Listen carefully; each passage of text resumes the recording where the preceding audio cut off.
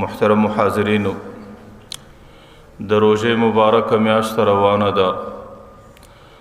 د دې اوله عشره رحمتو نن غالبا د رحمت آخرنی مازدیګر دی چې کله نن مازدیګر تیر سی بیا به انسانان د مغفرت په عشره باندې ګډیږي. نو نن ورځ د دې د چې دې مازدیګر کې سړی د الله تعالی رحمتونه وغواړي او د الله تعالی د رحمت ځان مستحق جوړ کی او د الله تعالی د رحمت غوښتنه د الله د ذات سو کی.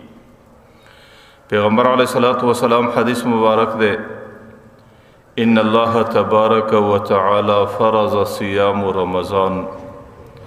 الله تعالی پر تاسو باندې د روزې میاشت د روزې نیول فرض کړی دي او وسن لكم قيامه استاسو د پاره تراوی او د شپې عبادت سنت ګرځولې ده.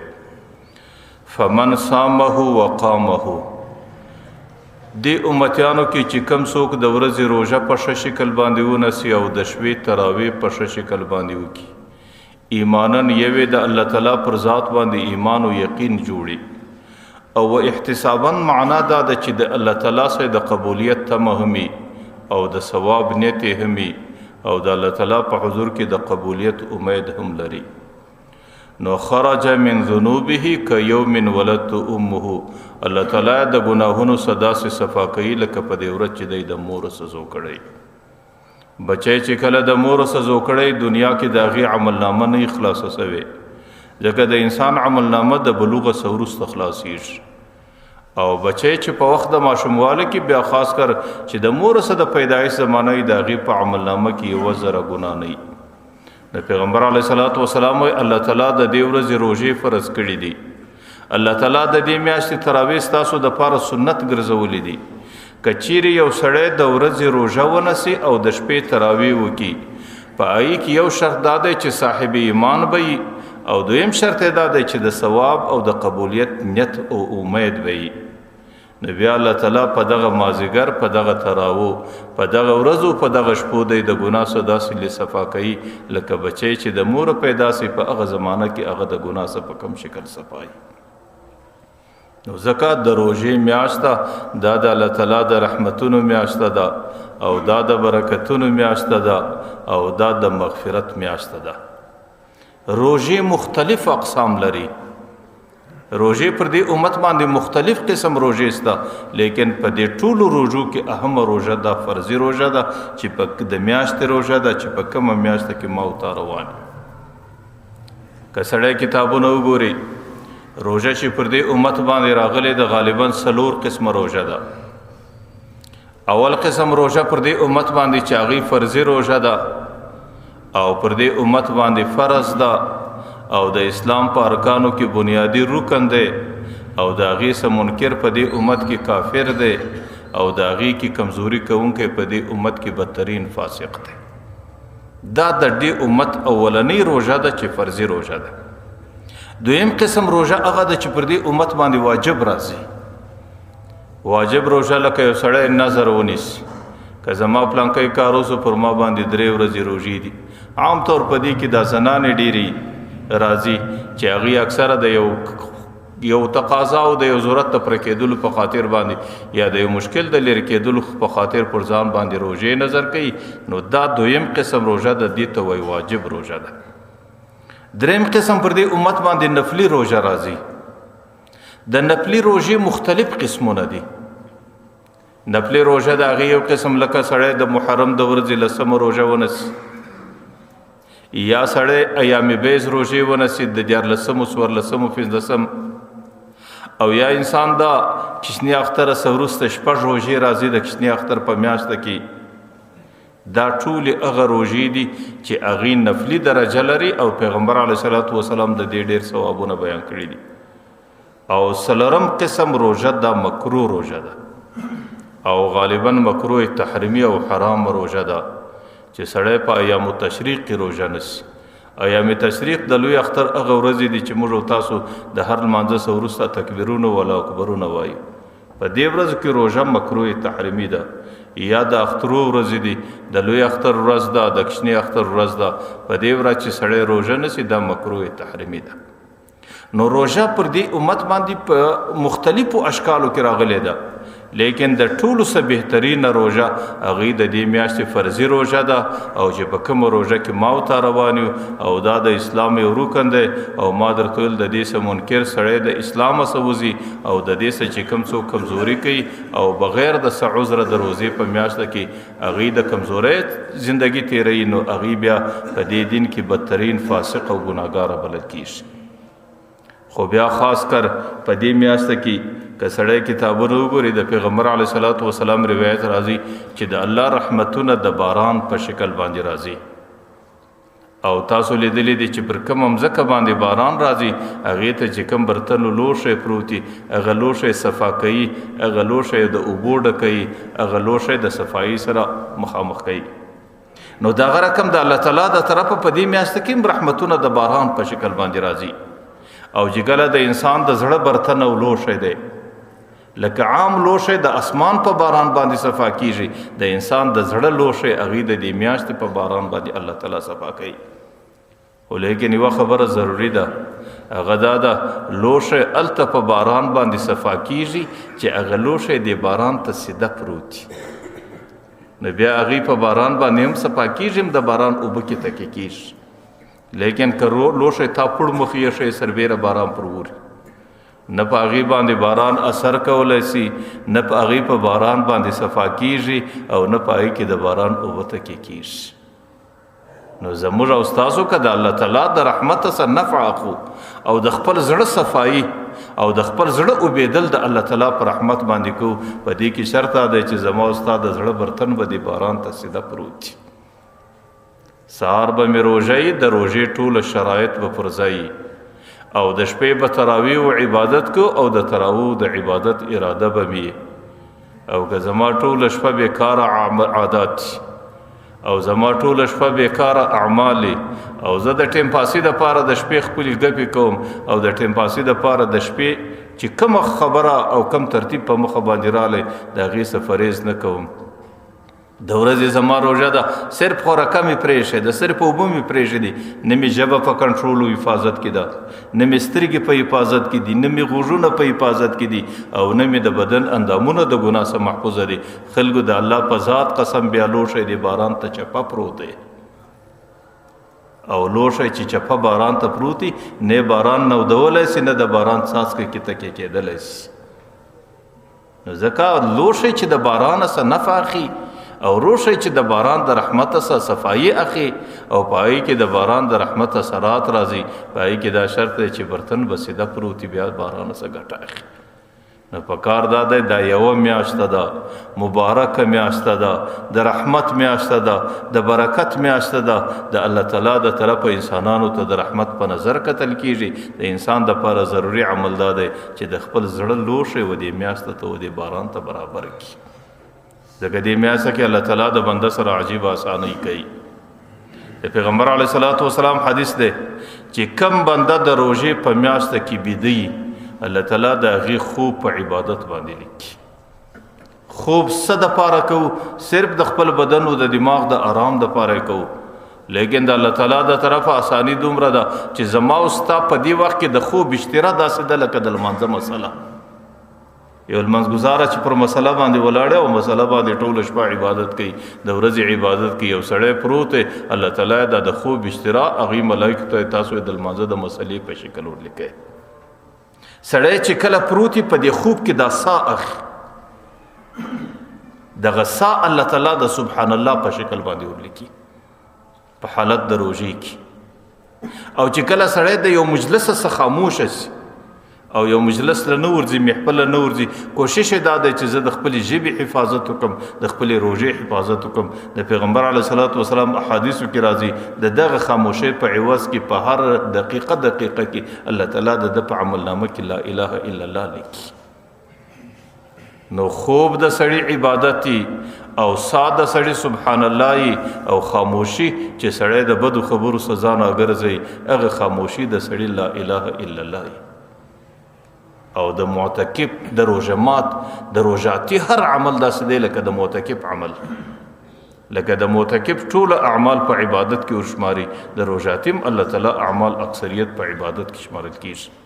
او پیغمبر علیه الصلاۃ والسلام بویل والذي نفس محمد بيدي زما د الله په هغه ذات د هغه الله په ذات قسمی چې د محمد ساده چا په قبضه کې ده، چې زما زندگی د چا په قدرت کې ده، چې زما د زندگی شواله او بدواله باندې د چا قبضه ده، زما د هغه ذات زما د هغه رب په ذات قسمی لخلوف فم صائم د روژاتي د خلیص چې کوم ساره اوسي. ما مخکې ورځ کې هم درتول یو دا دی چې سړی مسواک نه وي د سړي د خولې او د غاښو بدبویي ځي او دا یو قسم خرابې ده. نه یو چې د سړي روژایي چې کله معده وچي د دې ستوني سه یو قسم ساره اوسي. الله تعالی ته دغه سا ابي اطيب عند الله من ريح المسك الله تعالی ته د مشک دربوي هم دغه ډېره خوندوره ده. لکه یو حدیث کې دا راځي چې پیغمبر علیه الصلاۃ والسلام فرمایي چې روژه الله تعالی ته دومره بهترین عمل دی د هر عمل بدله الله تعالی په حساب باندې ورکي د ملائکو په ذریعه باندې ورکي او د هر عمل د پر الله تعالی یو اندازه ټاکلې ده. د چا عمل په یو په اوه دی، د چا غي یو په لسه دی، د چا غي یو په 200 دی، د چا غي یو په 80,000 دی. لیکن الله تعالی صورت او حدیث قدسی ده الله تعالی و الصوم لی وانا اجزی به روزه زما د پاره ده د روزه بدله ز په خپل ورکوم د روزه بدله معلومه نه ده د روزه بدله او عوض الله ورکي خود الله ورکړه د الله د شان مطابق ده. تاسو په دې معاشره کې ولادت خلک یاست یو سړی چې کله مسکینی چې کله د مسجد دروازه ته یو څوک ناست دی داغه مسکین سړی چې وزي هغه یو روپی ولا ورکی بل سړی چې بیا لرزان شه حیثیت والا بولی شی لري هغه بیا پر پی باندې شرمیږي هغه بیا یو لس روپی ولا ورکی هغه بل سړی چې لږ ډیر مالدار هغه بیا په لسی باندې شرمیږي هغه سلی ولا ورکی چې دراخیم ډیر مالدار هغه بیا په سلی شرمیږي هغه زری ولا ورکی او چې کله د وخت بادشاہي د وخت حاکم هغه بیا په 100 روپی باندې شرمیږي هغه بیا ډیر غټ انعام او ډیر غټه صدقه کوي. نو تاسو څه خیال دی چې الله تعالی وای زدي بندته صدق زدي بندته عوض ورکوم خو زما عوض زما د شان مطابق دی دا الله د شان مطابق په کوم شکل باندې عوض نو ځکه الله تعالی وای الصوم لی روزه د زما د پاره نیولې د ولې زما د پاره نیولې ده خلکو په هر عمل کې ریاکاری کیږي صرف روزه واحد عمل دی چې هغه صرف د الله تعالی د ذات لپاره کې دی سپای کې ریاکاری نس کېدل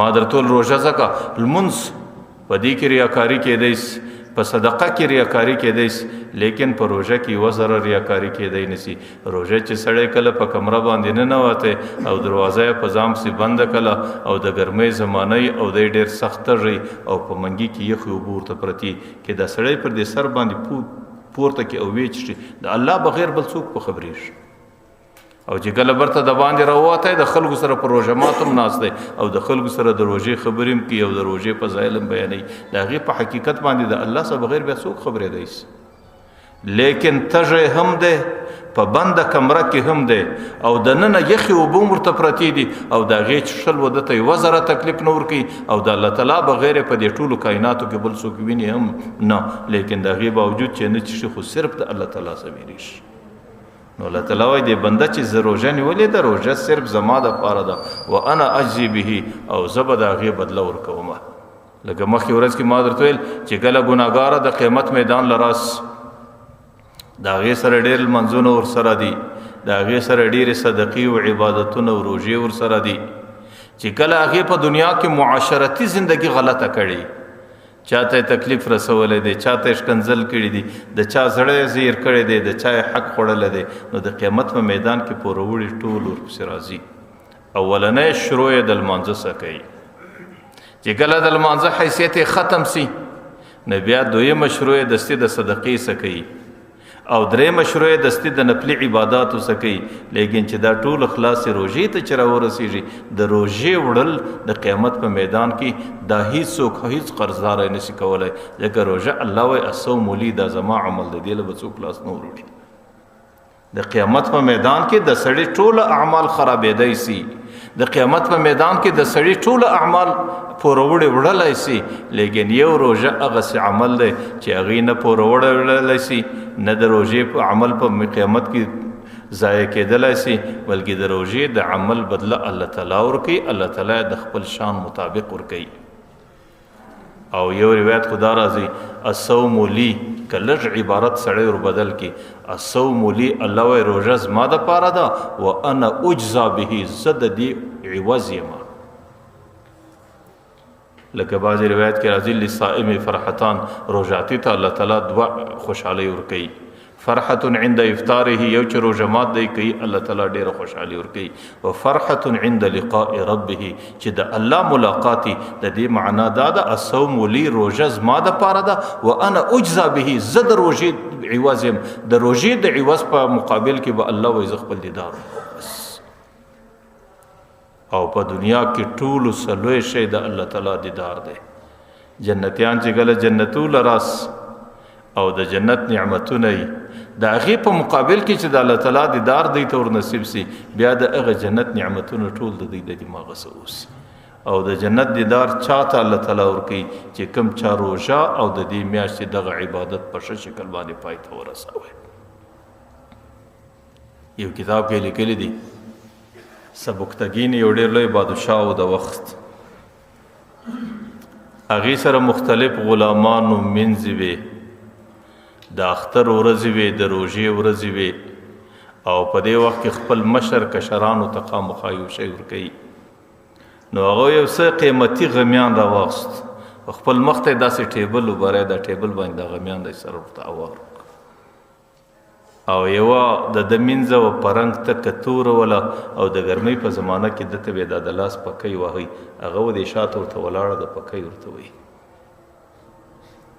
د چې کوم د دربار څومره خادمان دي، څومره مینځې دي، څومره غلامان دي، و دې ته پر دې ټیبل باندې داسې ډېر قیمتي شیان وغوړول. براو له هر یو چې کوم شی په لاس ورغلی هغه حمله کوي. ټولو پر میدان شو، چا د زورو ګوتمۍ چل کله، چا غمی چل کی، او چاته بل قیمتي شی په لاس ورغلی، چاته بل قیمتي. هغه مینځه دلې ولاړه ده، هغې ژر ژر د دې باچا پر سټ باندې لاس کښېښو. پر بادشاه دې ته ول تا ولې شی نه کوي؟ ول ما د ټولو شانو سرغنه ځان پیدا کړي.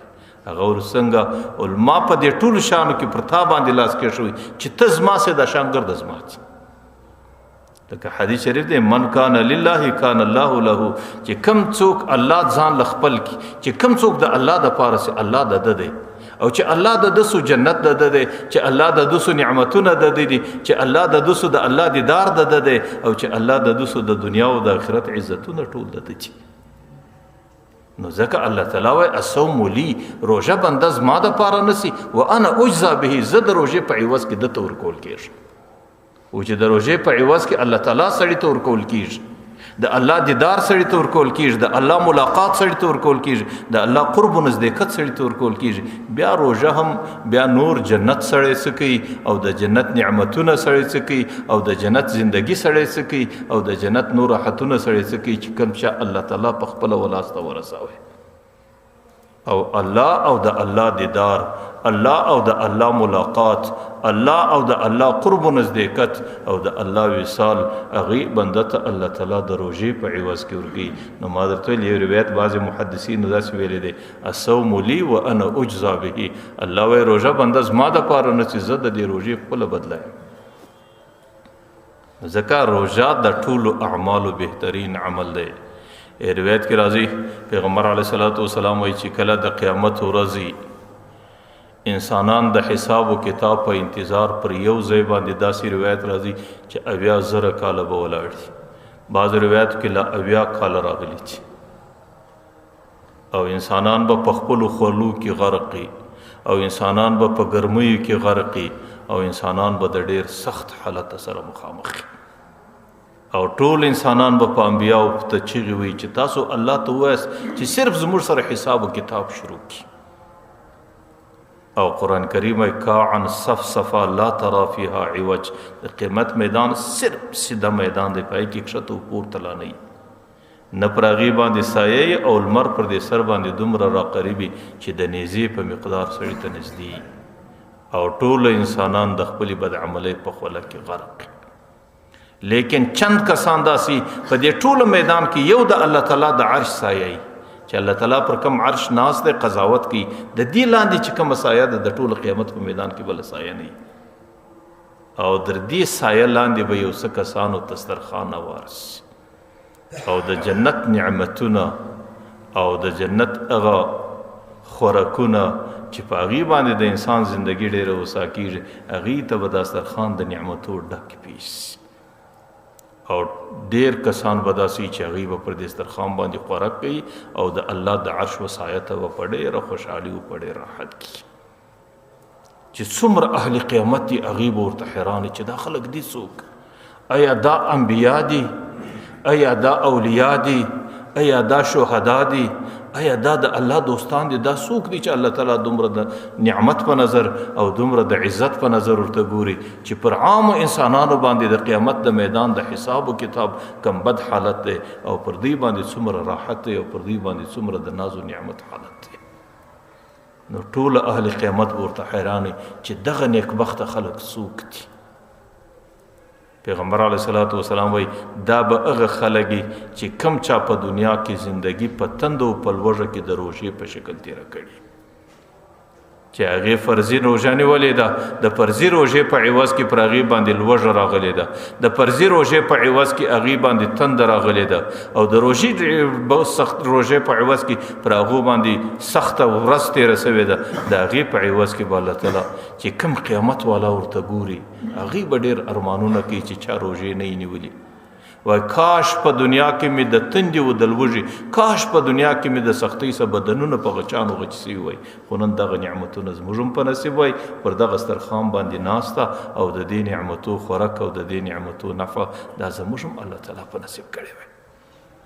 نو ما درته ویل روژه دا په عباداتو کې ډېر اهمترین عبادت دی چې د کم چا روژه په ښه شکل په نصیب سي او د روژې ټول شرایط او د روژې ټولې خبرې او د روژې ټول ضروریات پر ځای کې بیا خو د الله تعالی د عرش دسترخوانه څه هغه سړي ته خوراک ورکول کېږي خو زه نن پر یوه خبره باندې لږ ستاسو حضور ته لږ مذاکره راګرځوم د بعضې انسانانو چې کله د روژې فضایل واوري نو د هغې څه د دا معنا دا نه اخلي چې روژه په ټولو عباداتو کې افضل ده لیکن پر موږ چې کوم عبادات مقرر دي خلکو د ټولو عباداتو اولنی عبادت سرغنه عبادت هغه د روژې څخه مخکې لمونځ دی چې سړی به لمونځ کوي بعضې کم نصیبه انسانان د روژې په میاشته کې روژه نیسي لیکن لمونځ نه کوي په عام کال کې دی لمونځ نه کوي خالي د روژې په میاشته کې روژه نیسي حالانکه د لمانځه عبادت څومره اسانه عبادت دی او د روژې عبادت څومره ګران عبادت دی لیکن د الله تعالی په حضور کې د لمانځه قدر د روژې څخه ډېر زیات دی ډېر کلونه مخکې یو وخت د بیمارۍ په خاطر باندې زما کراچي ته سفر یو ځای په یو مکان کې روژه ماته که دا غځی خلک په روژه مات باندې روژه وه تږي و ځکه هغه زمانه ډېره د ګرمۍ وه لیکن چې موږ پر لمانځه ودرېدو یو دوه او درې و شاته وڅکېدو یو لمونځ لا نه وکړي نو مال تا ګرده ورځ روژه نیولې ده او دا ګرده ورځ د تنده پر ځان تېره که او د کراچي ګرمه ورځ ده او په دومره سختي کې لیکن د 3 رکعاتو لمانځه توفیق الله تعالی نه کوي او بعضې روشن فکره انسانان په نوو تعلیمونو کې ولد انسانان او د نورو په معاشرت باندې عادت انسانان هغې اکثریت د لمانځه سره ډېر لاوبالی بیا خاص کر د سهار د لمانځه سره په دې غټو ښارو په دې غټو وطنو کې خلک ډېر ناولده سوي دي حالانکه د روژې څخه د لمانځه دا زموږ د سارا خلک نه دي هغې هم کوشادیان چې کله د روژې میاشته راسي د تراویح دپاره امام پیدا کوي د فرضي لمانځه دپاره یې نه پیدا کوي حالانکه تراویح خو به یو نفع کار که زیات سے زیات نو سنت کار وي نو دی ټوله میاشته د تراویح دپاره باقاعده امام راولي او موږ د تراویح دپاره مولوي صاحب پیدا کړي لیکن ګرد کال لمونځ بغیر د جماعته کوي د فرضي لمانځه فکر نشته ورسره د هغې د جماعت فکر نشته ورسره د هغې دپاره د امام د تقرر فکر نشته ورسره لیکن فکر د چا ورسره دی هغې د تراویح د امامت فکر ورسره دی زه دا یو قسم د انسان د دین سره ناولتیایي انسان ته په دین کې ضروري او غیر ضروري نور معلومیږي حالانکه د روژې څخه مخکې لمونځ ضروري دی پیغمبر علیه الصلاۃ والسلام حدیث مبارک دی چې الصلاة عماد الدین، المنز د دین اهمه تنبه ده. فمن اقامها فقد اقام الدین، چې کم چا المنز کاوه هغه دین وکي، او من ترکها فقد ترک الدین، چې کم چا المنز پرې شو هغه ټول دین پرې شو. چې کم چا المنز پرې شو هغه ته روزه ګټه نه کوي، چې کم چا المنز پرې شو هغه ته زکات ګټه نه کوي، چې کم چا المنز پرې شو هغه ته صدقه ګټه نه کوي، او چې کم چا المنز پرې شو هغه ته د دین بل طریقه ګټه نه کوي. د ټولو څخه اهم ترین عبادت منځ دی، ځکه په ټولو عبادتو کې سړی وګوري عبادت اکثریت پر مځکه باندې پرت شوي دي. الله تعالی جبرائیل علیه السلام راوستلی دی، راستولی دی. پیغمبر علیه السلام ته د روژې حکم راوړی دی، د حج حکم یې راوړی دی، د رقم نور د اسلام د ارکانو د ټولو راوړنه پیغمبر علیه السلام ته جبرائیل کړی ده، او پیغمبر علیه السلام ته پر مځکه باندې دا پیغام ورکړی دی. لیکن المنز الله تعالی په اسمانو کې فرض کړ، او المنز دومره معظم عبادتو الله تعالی پیغمبر علیه السلام خپل حضور ته ور طلب کړ. لکه یو بادشاه چې یو څوک ور طلب کې ځان لا، او الله ته بیا یو عظیمه تحفه په لاس ورکړي، وایي اوس ولاړ خپل کور ته. نو عظیمه تحفه د لمانځه وه، الله تعالی پیغمبر علیه السلام عرش ته ور طلب کړي، او پر عرش سربیره پیغمبر علیه السلام ته د لمانځه تحفه هغه وله ورکړه. پیغمبر علیه السلام حدیث دی من ترک الصلاة متعمدا، یو سړی قصدن لمونځ قضا کی. لکه زموږ نوجوانان دي پر دې ځای باندې د کرکټ میدان دی، پر دې ځای باندې فوټبال شروع دی، پر دې ځای باندې میچ شروع دی، دلته پلان شروع دی، دلته پلان شروع دی، بس دی ورته ناست دی چې ولاړې دی نیسي به رب رغځی لمونځ ځینې قضاس. من ترک الصلاة متعمدا، یا زموږ نوجوانان دي د شپې در ډیره پورې ناست دي چې 3 بجې راسي 4 بجې راسي، که د یو وطن مسافر دي که د بل وطن مسافر دي، هغوی پر 3 پر 4 چې پرېوځي د اوله نیت چې لمانځله نه راکښېنم. چې کم سو قصدن لمونځ قضا کی فقد کفر، هغه سړی کافر دی. پیغمبر علیه السلام حدیث دی. که د نورو امامانو څه پوښتنه وکړي، امام شافعي رحمه الله کافر بولي، امام احمد بن حنبل رحمه الله د اسلام څخه وتلی بولي، صرف د امام ابو حنیفه رحمه الله په مذهب کې دا اساني ده، هغه وایي په جیل کې واچوئ در څو پورې یا د دې عمله څه توبه کاږي یا په دا جیل کې پسې مري. قسم امام ابو حنیفه رحمه الله پر هغه سړي د کفر فتوا نه کوي، وایي فقط کفر، هغه د دې حدیث معنا لږ اړوي، وایي یاره فقط کفر دا معنا دې سړي عمل د کافرانو وکړي، د اسلام څخه وتلی نه دی. ورنه زموږ مشایخو لیکلي دي چې کم سړی په خپله زندګي کې د لمانځه سره لاوبالی او د لمانځه خیال نه ساتي، او لمونځ په معمولي بانو سره ورسته کوي او قضا کوي، د هغې پر آخرني زکندن باندې د ایمان د سلبېدو خطره ده چې الله تعالی بې ایمانه رخصتوي. څومره ستړې خبره ده، زندګي د چا په کور کې ده، د چا اولاد یم، او زندگی می پر کم دین باندې تیره کړه، او د کم دین اذان می په غوږ کې اورېدلی دی، لیکن د هغې باوجود زه لمونځ نه وکم او د لمانځه سره لاوباله سم، او دا ټوله زندگی می دا رقم سي چې پر حالت د زکندن زه ایمان جل جلاس. نو دا ډېره ستړې ده. نو خلکو دا روژه که هر څومره د فضیلت والا عمل دی، او په روژه کې که موږ هر څومره پابندي کوو، او روژه هر سړی په هر څومره پابندي نه سي، لیکن د خدای په ذات مې قسم در دې روژه لمونځ ډېر ضروري دی. د لمانځه پابندي ضروري ده، د لمانځه خیال ضروري دی، د لمانځه کول ضروري دی، او د لمانځه رعایت او خیال ساتل ضروري دی. د دې ټولو سره د لمانځه عمل مقدم دی. لیکن ما درته ویل دا زموږ د دین سره ناولتیا ده چې موږ د روژې په میاشته کې د روژې خیال په کامله طریقه ساتو، لیکن په عام ورځو کې په عام کال کې د لمانځه په هغه شکل خیال نه ساتو. پیغمبر علیه السلام به ویل العهد الذي بیننا وبینهم، کم عهد چې زموږ د کفارو په مابین کې سوی دی هغه الصلاة لمونځ دی، موږ لمونځ کوو دی نه کوي. فمن ترک الصلاة فمن ترکها فقد کفر، چې کم چا لمونځ سره پرېښوي هغه د کافرانو په ډله ورګډ شو. ځکه زموږ د دوی په مابین کې د عهد دی چې موږ به لمونځ کوو دوی به نه کوي، او چې کم چا لمونځ پرېښوي هغې د عهد پرېښوي، او چې عهد یې پرېښوي هغه باډر یې مات کړي، او چې باډر یې مات کړي د اسلام څخه د کفر و طرف ته واوښته. نو ما درته ویل عام امامان د دې سړي د کفر فیصله کوي، لیکن امام ابو حنیفه رحمه الله قربان سم هغې د انسانانو سره ډیره د اسانۍ معامله کوي. هغه مرتکب د کبیرې کافر نه دی چې سړي څه ګناه کبیره وسول لمونځ یې پرېښوي کافر نه دی، فقط کفر دا سړي د کفارو عمل شروع کوي. بس پیغمبر علیه الصلاۃ والسلام حدیث ته لا ایمان لمن لا صلاة له چې په کوم چا کې د لمانځه خیال نه پای کې ایمان نه او چې بچا کې ایمان نه هغه مؤمن نه. دا صریح حدیث من ترک الصلاة متعمدا چې کوم چا قصدن لمونځ پرې شوی كتب اسمه على باب النار د دغه ورځ سے الله تعالی د جهنم پر دروازه باندې نه ولیکي. چې کوم څوک قصدن لمونځ پرېږدي پر دې ځکه باندې د لمانځه خیال نه ساتي. کله لکه زموږ خلک د سهار لمونځ نه کوي، بعض نوجوانان د مازدیګر لمونځ نه کوي، څوک یې څنګه کوي څوک یې څنګه کوي، نو د هغې د نوم كتب اسمه على باب النار د هغې نوم د جهنم پر دروازه باندې ولیکل شي. حضرت مولانا زکریا رحمت الله علیه لیکلی دي وایي چې کم سړی لمونځ پرېږدي قضا یې کوي او بیا یې برته قضا راوړي، لکه زموږ په عرف کې داسې ډېر رواج دی. په دې لرې وطنو کې زه به د چا نوم نه اخم چې مسافر پکښې دي، په دې وطنو کې د عامو خلکو عادت دا جوړ شوی دی چې د سهار لمونځ نه وي. چې کله ته له ورسې د سهار په لمانځه کې چې د هغې د جماعتونو حال وګورې، یو 3 او 4 سپین ږیري ولاړ، یو امام ولاړ. چې کم سړی ماخستن ناوخته پرېوځي او د سهار لمونځ نه کوي او هغه څو په مسلک کې دا دی چې هغې بیا غرمکۍ راکښېني او دس وکړي د لمانځه برته قضا راوړي. ډېر خلک یې قضا هم نه راوړي. چې کم سړی د سهار لمونځ نه وکړي او برته قضا راوړي، مولانا زکریا رحمت الله علیه فضایل صدقات کې په احادیثو ثابته کړې ده د هغه یو لمانځه سزا په جهنم کې 2 کروڑه 88 لکه کاله تېرېږي.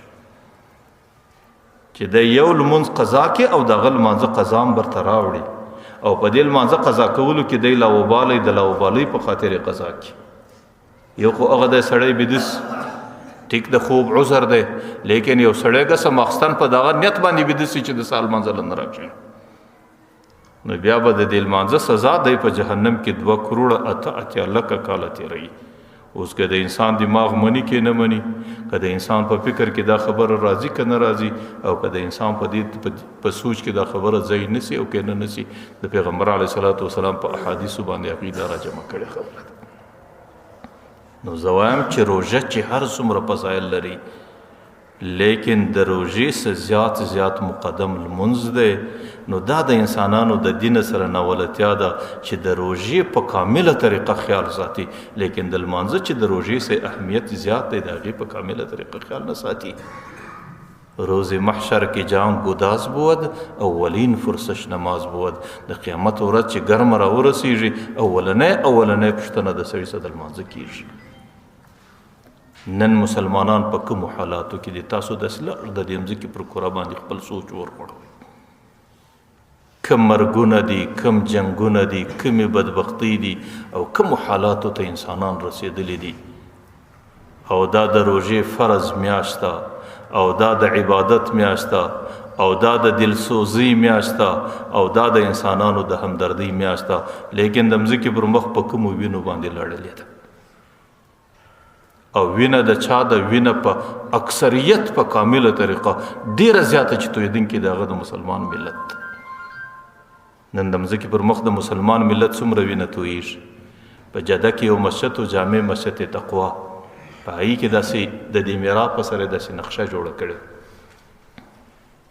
دې نقشه ته چې سړی ودرېدی، په هغې کې یو خیالي نقشه وه، لیکن په خدا قسم د دې مځکې دومره بهترینه نقشه هغې کښلې وله چې د انسان دماغ بالکل د انساني زندګۍ حالات، د انسانانو حالات مکمل معلومېدی.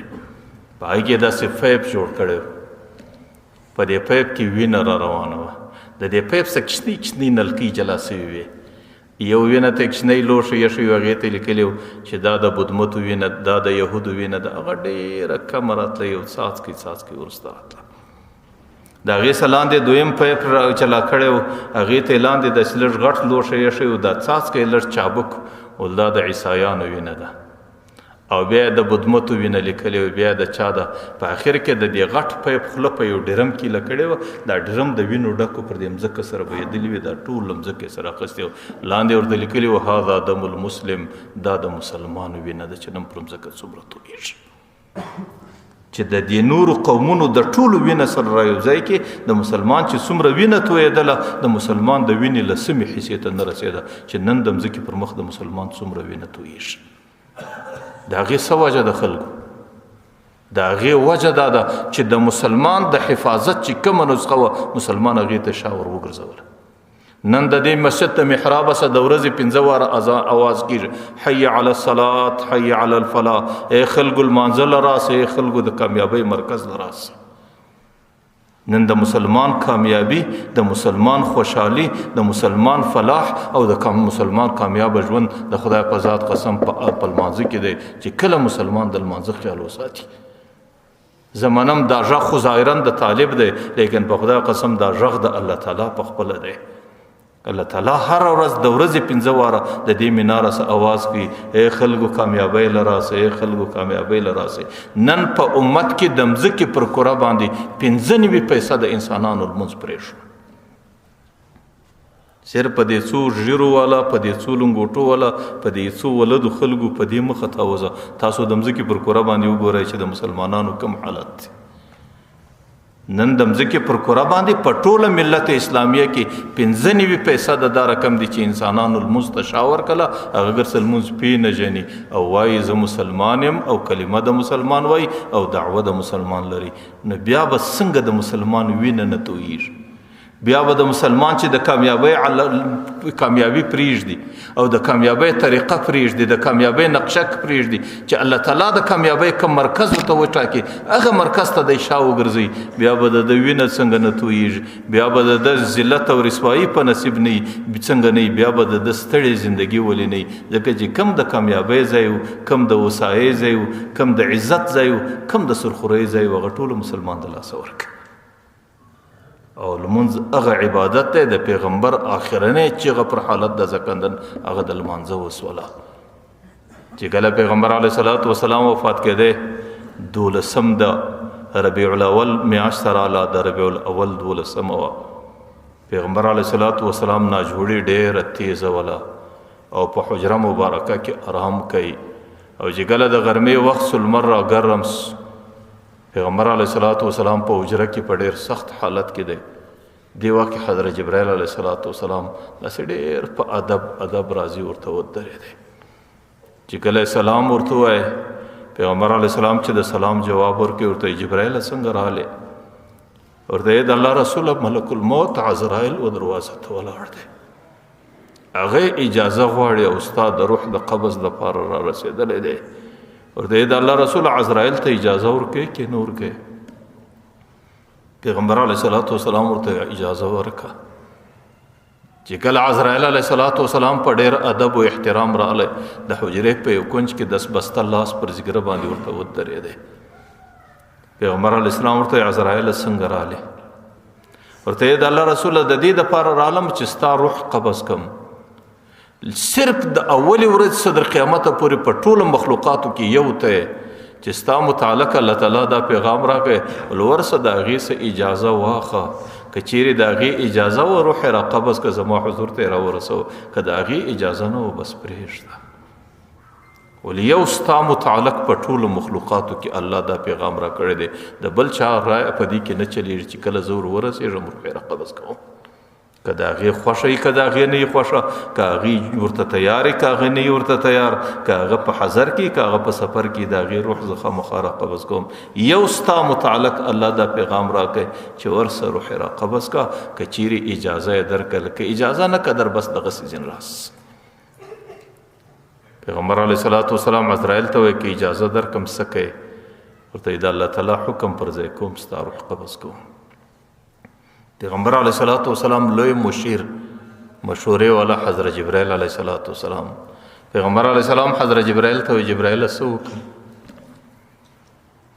حضرت جبرائیل ورته وایي د الله رسول په اسمانو کې ډېر سخت استقبال دی، په اسمانو کې ډېره تیاری دی، الله تعالی ستا د روح او د ملاقات منتظر دی، نور ستا خوښ او ټول اسمانو کې ټول ملائکې پر دروازو په انتظار ولاړې دي او ټول ستا د روح استقبال کوي. پیغمبر علیه الصلاۃ والسلام په سترګو مبارکو کې اوښکې راغلې. ورته یې جبرائیل د یوې خبرې غم او فکر سره دی چې کله د هغې خبرې تسلي نه یې راله راغلی، د هغې پورې زه اجازه نه شم ورکولی. ورته کم فکر در سره دی؟ ورته نه معلوم زما د مرګ بعد به زما د امت سره څه کیږي. بني اسرائیلو چې به یو ګناه وکړه پر هغې به د الله فیصله راله کونو قردة خاسئین بیزوګیان راپورته سي بیا به سار ټول قوم په بیزوګیانو بدل بیا به سار ټول قوم په درندگانو بدلو بیا به ټول قوم په ګیدړانو باندې بدلو بیا به ټول قوم په لیوانو باندې بدلو. پیغمبر علیه السلام ورته جبرائیل در هغې وخته پورې اجازه نه سم ورکولی چې زما نه معلوم زما د مرګ بعد به زما د امت د رنګونه خو به الله نه بدلوي زما د امت سره به څه کیږي. پیغمبر علیه السلام چې کله خپله فریاد پیش کړي حضرت جبرائیل ورته وایي زه به د سترګو په رب کې ځان ورسوم. حضرت جبرائیل علیه السلام د الله عرش ته ورسېدی د پیغمبر فریاد یې ورته پیش کړ. الله تعالی د هغه ځای څخه د سترګو په رب کې جبرائیل ته دا پیغام ورکړی ولا نترک امتک بعدهم پیغمبر ته وایي چې ستا امت بې اثرې نه پرېږدم ستا د امت حفاظت زه کوم ستا د امت رنګونه زه نه بدلوم. پیغمبر علیه السلام ورته الان قرة عیني ای جبرائیل اوس مې سترګې خنکې سوې اوس مې زړه خوشحاله سو اوس مې زړه تسلي وکړه چې زما د مرګ بعد به الله تعالی زما د امت رنګونه نه بدلوي. خلکو دا خو د پیغمبر د هغه وخت ژړا وه د پیغمبر د هغه وخت تمنا وه د پیغمبر د هغه وخت فریاد چې پر حال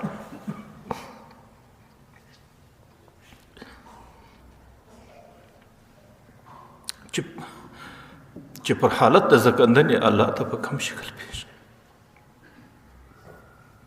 چې زما د مرګ بعد به زما د امت رنګونه نه بدلیږي.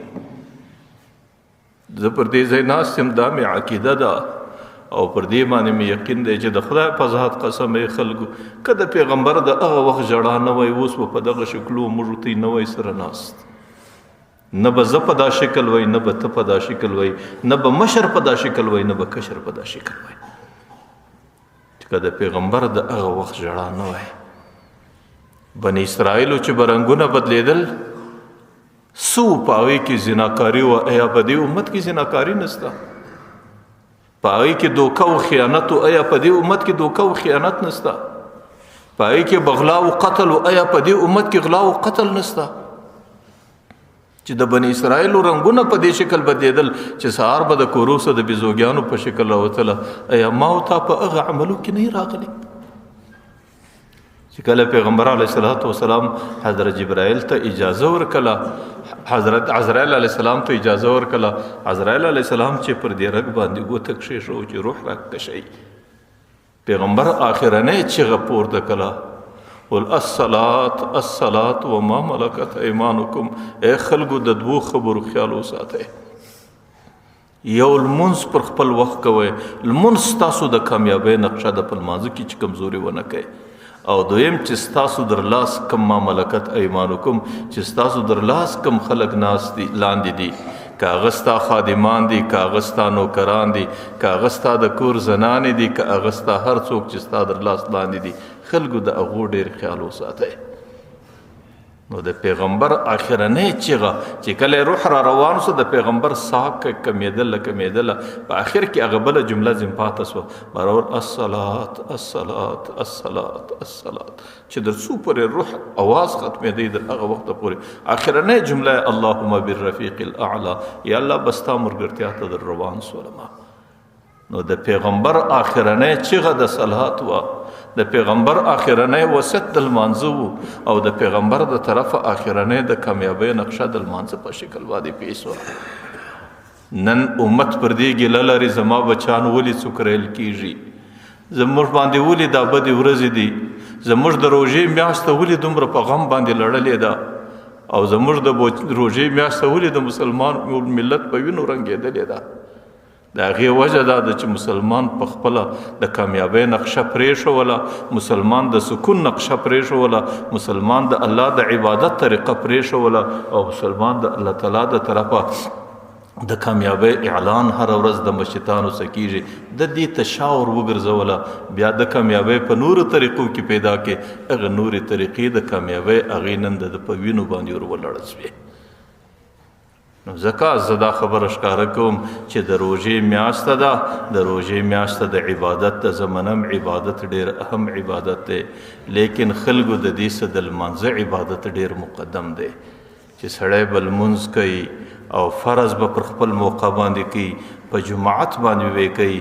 لمونځ د مسلمانانو د کامیابی طریقه ده او لمونځ د مسلمانانو د راحت او د سکون نقشه ده چې کله په مسلمان ملت کې د لمانځه خیالي بیا خو الله تعالی هغه مسلمان ملت نه خرابوي، لیکن چې کله مسلمان ملت لمانځه ته شا وګرځوله بیا به هغه مسلمان په ټولو قومو کې ستړی هم وي، در په دره به هم وي، زارترکی به هم وي او وینه به په ټولو قومو کې د ډیره بهیږي. الله تعالی دې دې څو خبرو باندې د عمل کولو توفیق راکړي. الحمد لله رب العالمين والعاقبة للمتقين والصلاة والسلام على خير خلقه محمد وآله وأصحابه. یا الله د روژې مبارکه میاشته ده، ته زموږ روژې او عبادتونه قبول کړي. یا الله دا مبارکه میاشت مسلمان په ډیرو مشکلاتو کې دی، خدای ته د مسلمان مشکلات ختم کړي. خدای د مسلمانانو روژه په ډیر ستړي حالت کې روانه ده، خدای ته ستړیا ختم کړي. خدای د مځکې پر مخ چې مسلمان په کومو چغو واویلا دی، د مسلمان د بچي چغه پورته کیږي، د مسلمان د زنانې چغه پورته کیږي. خدای ته د مسلمان نصرت وکړي، خدای ته د مسلمان مدد وکړي، خدای ته د مسلمان په زړه کې خپل دین ته راګرځول ور واچوي. خدای چې کومه تا د کامیابۍ نقشه ده خدای مسلمان ته هغه په دماغ کې ورکړي. خدای د مسلمان زندگی په دې میاشته کې پر دې مځکه په سکون کې، خدای د مسلمان زندگی په امن کې، خدای د مسلمان زندگی په راحت کې، خدای مسلمان ته پر دې مځکو باندې ښې ورځې ور نصیب کې. چې څومره ګناهونه په دې روژه کې راسه کېږي خدای ته مو مغفرت نصیب کې. خدای زندگی مې د ګناهونو څخه محفوظه کې، صغیره و کبیره پټو ښکاره د ټولو ګناهونو څخه مې حفاظت وکړي. چې څومره ستړي او فتنې راته ګوري خدای د ټولو فتنو څخه مې حفاظت وکړي. خدای د ټولو ابتلاءات او امتحانو څخه مې حفاظت وکړي. خدای که ستا په دربار کې ستړي سته خدای ستا سره اوسایي هم سته. خدای که ستا سره ابتلاءات او امتحانات سته خدای ستا سره عافیت او سلامتی هم سته. خدای ته زموږ زندگی په عافیت کې راولې، خدای د مسلمان زندگی په سلامتیا کې راولې، خدای د مسلمان زندگی یو د بل سره په محبت کې راولې، خدای د مسلمانانو در مابین نفرتونه ختم کې، خدای د مسلمانانو بغضونه او عنادونه ختم کې. چې څومره انسانان بیماران دي الله د دې میاشتې په برکت بیمارانو ته شفا ورکړي. چې څومره انسانان مشکلات او پریشانی لري خدای ته ځینې لري کې. چې څومره انسانان ضرورتونه او حاجتونه لري خدای ته د غیبی خزانو صرف راکړي.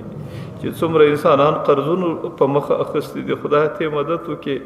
چې څومره انسانان غربت او مسکنت په مخ اخستي دي خدای ته د رزق لارې خلاص کړي. خدای پر دې سیمه باندې امن راولي، خدای پر دې سیمه باندې د رزق ذرایع ډېر کړي. خدای د رزق دروازې ورته خلاص کړي. خدای د اسمان سره سکون راووره، خدای د مځکو سره راپورته کې. د مځکې پر مخ چې څومره مجاهدین په هر مکان کې حق جهاد کوي خدای ته د مجاهدینو مرسته وکړي. خدای ته د مبلغینو نصرت او مدد وکړي. خدای ته د علماو محنت قبول کړي. خدای ته د صوفیای کرامو مجاهدی ځینې قبول کړي. چې څومره مردگان په قبرو کې دي د روژې اخرنۍ د رحمت ته خدای ته د رحمت اخرنۍ مازدیګر دی خدای ته پر قبرونو رحمتونه راواسته. خدای قبرونه د انواراتو د برکاتو ډکې. خدای زموږ مور او پلار په قبرو کې پراته دي. خدای زموږ مردگان او قریبان په قبرو کې پراته دي. خدای د دې میاشتې په برکت د هغې قبرونه جنتونه کې. خدای قبرونه د جنت د نعمتو ډکې. خدای د قبر زندگی د دنیا د زندگی سره ورته اسانه کې. خدای قیامت او حساب او کتاب او ستا حضور ته پیښېدل حساب پیښول خدای ټول ورته اسانه کې. خدای زموږ د مرګ بعدم زموږ سره د زندگی په ټولو حالاتو کې د اسانۍ معامله وکړي.